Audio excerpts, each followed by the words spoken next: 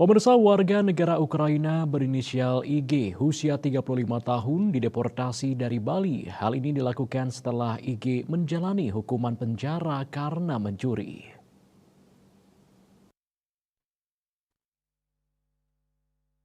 Dalam rilis, pihak imigrasi menjelaskan bahwa IG mengunjungi Bali bersama putrinya yang berkeluarga negaraan Inggris, VK, 9 tahun, untuk liburan. Ia mengaku masuk Indonesia pada 21 Juli 2023 menggunakan visa on arrival.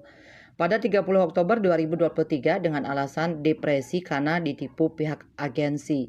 Perihal pengajuan visa ke Inggris, IG nekat mencuri beberapa perhiasan di sebuah toko cenderamata di kawasan Canggu.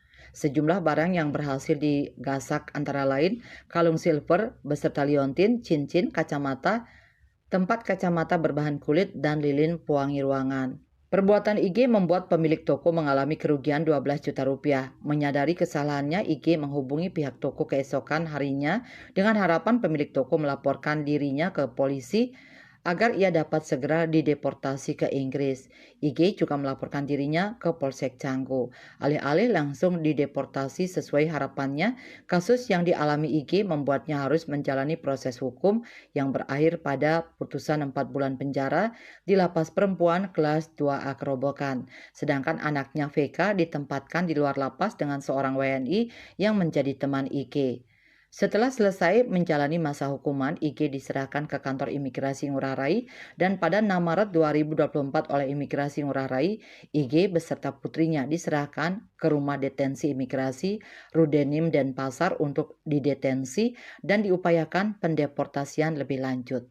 Kepala Rudenim Denpasar Gede Dudi Duwita mengatakan setelah IG dan VK didetensi selama 74 hari, IG dideportasi melalui Bandara Internasional Igusti Ngurah Rai pada 20 Mei 2024 dini hari dengan seluruh biaya ditanggung oleh yang bersangkutan. Kepala Kantor Wilayah Kemenkumham Bali, Pramela Y. Pasaribu menyebutkan bahwa sesuai pasal 102 Undang-Undang Nomor 6 Tahun 2011 tentang Keimigrasian, penangkalan dapat dilakukan paling lama 6 bulan dan setiap kali dapat diperpanjang paling lama 6 bulan. Miase Bali Post melaporkan.